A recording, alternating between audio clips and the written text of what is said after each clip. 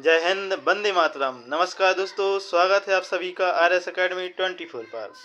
आज हम सभी बाल विकास के 20 अति महत्वपूर्ण प्रश्नों का अध्ययन करेंगे, जिसका पहला प्रश्न है प्रश्न क्रमांक 1।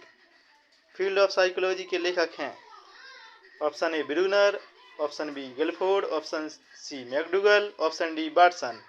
तो इस प्रश्न का सही आंसर होगा दोस्तों, बताइए आप सभी कौन सा आंसर सही होगा इस प्रश्न का। उस प्रश्न का सही आंसर होगा दोस्तों ऑप्शन नंबर बी।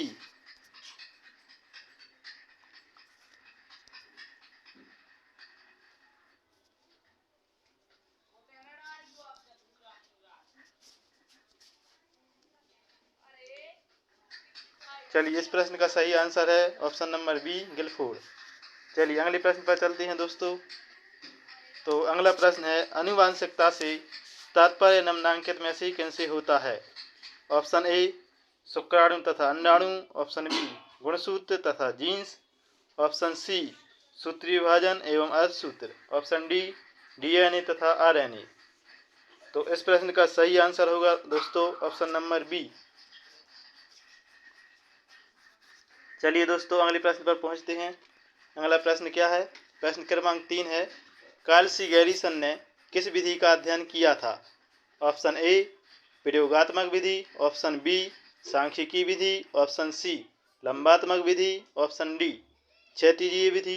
तो इस प्रश्न का सही आंसर होगा दोस्तों ऑप्शन नंबर सी लंबात्मक विधि। चलिए दोस्तों अगले प्रश्न पर चलते हैं। प्रश्न नंबर 4, फ्रायड ने मनोलैंगिक विकास की कितनी अवस्थाएं बताईं। Option A 7, option B 5, option C 6, option D 2।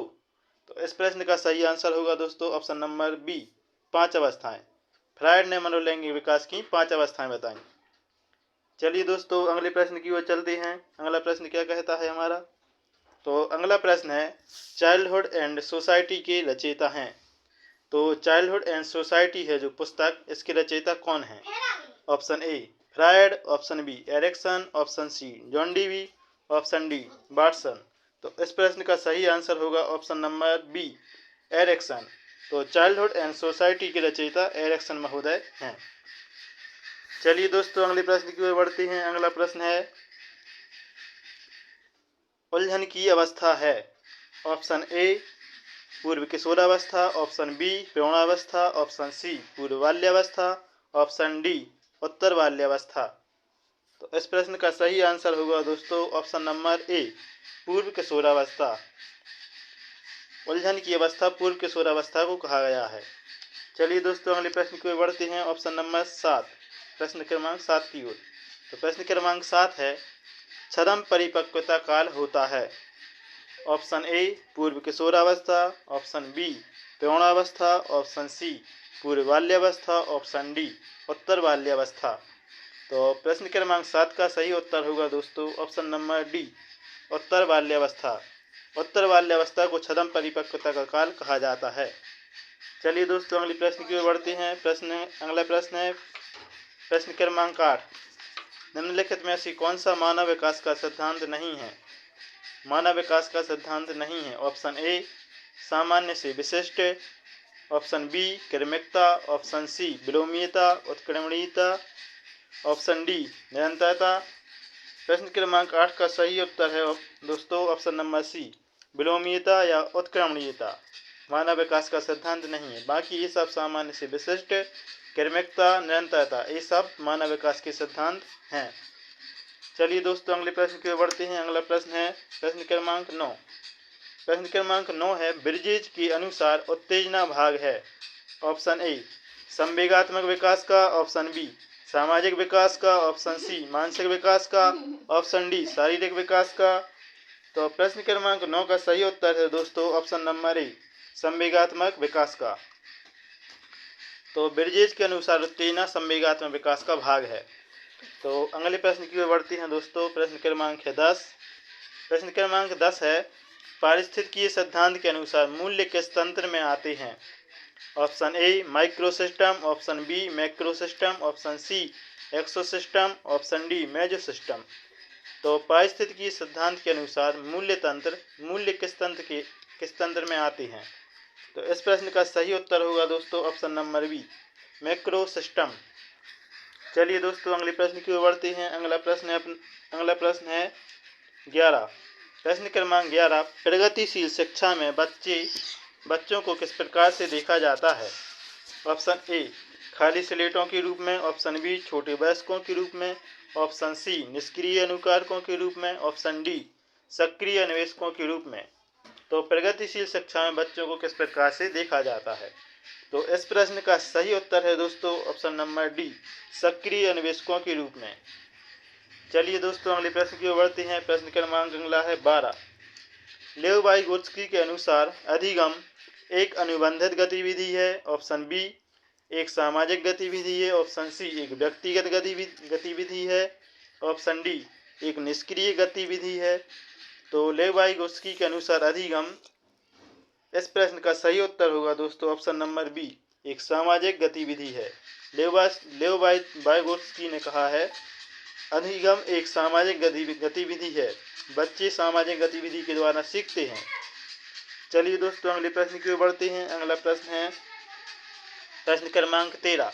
बालकों की सामाजिक दक्षता के विकास के लिए निम्नलिखित में से कौन सी परवरिश शैली अधिकतम प्रभावी है?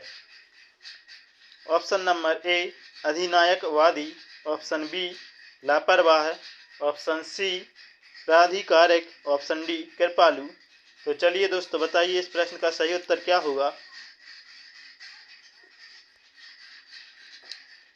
इस प्रश्न का सही उत्तर होगा ऑप्शन नंबर सी, प्राधिकारिक। चलिए दोस्तों अगले प्रश्न की ओर बढ़ते हैं। अगला प्रश्न है प्रश्न क्रमांक 14। जो बच्चे स्वयं से मौखिक संवाद कहते हैं उन्हें लेव वाइगोत्स्की क्या कहते हैं? ए, समस्यात्मक वार्ता। ऑप्शन बी, अहम केंद्रित वार्ता। ऑप्शन सी, व्यक्तिगत वार्ता। ऑप्शन डी, भ्रांत वार्ता। तो इस प्रश्न का सही उत्तर होगा दोस्तों ऑप्शन नंबर सी, व्यक्तिगत वार्ता। चलिए दोस्तों अगले प्रश्न की ओर बढ़ते हैं। अगला प्रश्न है 15। प्रश्न क्रमांक 15, जीन पियाजे एवं लेव वाइगोत्स्की जैसे मनोवैज्ञानिक संरचनावादी अधिगम को किस रूप में देखते हैं? ऑप्शन ए, सक्रिय विनियोजन से अर्थ निर्माण की प्रक्रिया।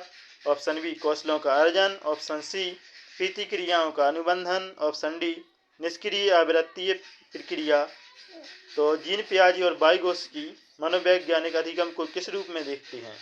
तो इस प्रश्न का सही उत्तर होगा ऑप्शन नंबर ए, सक्रिय विनियोजन से अर्थ निर्माण की प्रक्रिया। चलिए दोस्तों अगले प्रश्न की ओर बढ़ते हैं। अगला प्रश्न है प्रश्न क्रमांक 16। निम्नलिखित में कौन प्राथमिक समाजीकरण का माध्यम है? मीडिया। ऑप्शन बी, परिवार। ऑप्शन सी, विद्यालय। ऑप्शन डी, सरकार। तो प्राथमिक समाजीकरण परिवार को माना गया है, इसलिए इस प्रश्न का सही उत्तर होगा ऑप्शन क्रमांक बी, परिवार। परिवार समाजीकरण का प्राथमिक माध्यम है। चलिए दोस्तों अगले प्रश्न की ओर बढ़ते हैं। अगला प्रश्न है प्रश्न क्रमांक 17। परिवार एवं पास पड़ोस बच्चों के समाजीकरण की मनोवैज्ञानिक एजेंसियां हैं, प्राथमिक एजेंसियां हैं। ऑप्शन सी, मध्य एजेंसियां हैं। ऑप्शन डी, द्वितीयक एजेंसियां हैं। चलिए दोस्तों बताइए इस प्रश्न का सही उत्तर क्या होगा? तो इस प्रश्न का सही उत्तर होगा परिवार एवं पास पड़ोस बच्चों की समाजीकरण की प्राथमिक एजेंसियां हैं। अतः इस प्रश्न का सही उत्तर बी ऑप्शन यानी प्राथमिक एजेंसियां हैं। चलिए दोस्तों अगले प्रश्न की ओर बढ़ते हैं।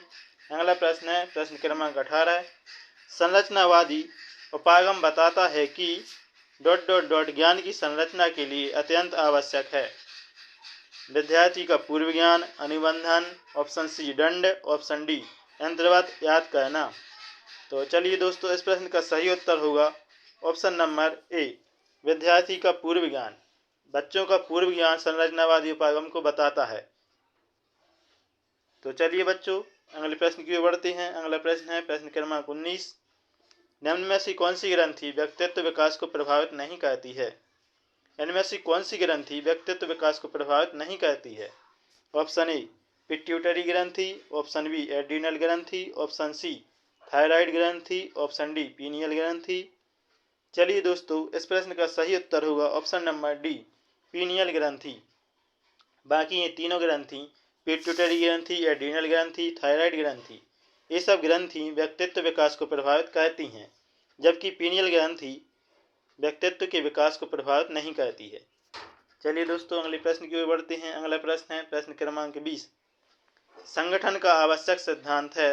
ऑप्शन ए धन कमाना, ऑप्शन बी संगठन का नाम व ढांचा, ऑप्शन सी विभागीय, ऑप्शन डी रोजगार अवसर। चलिए दोस्तों इस प्रश्न का सही उत्तर होगा ऑप्शन क्रमांक सी।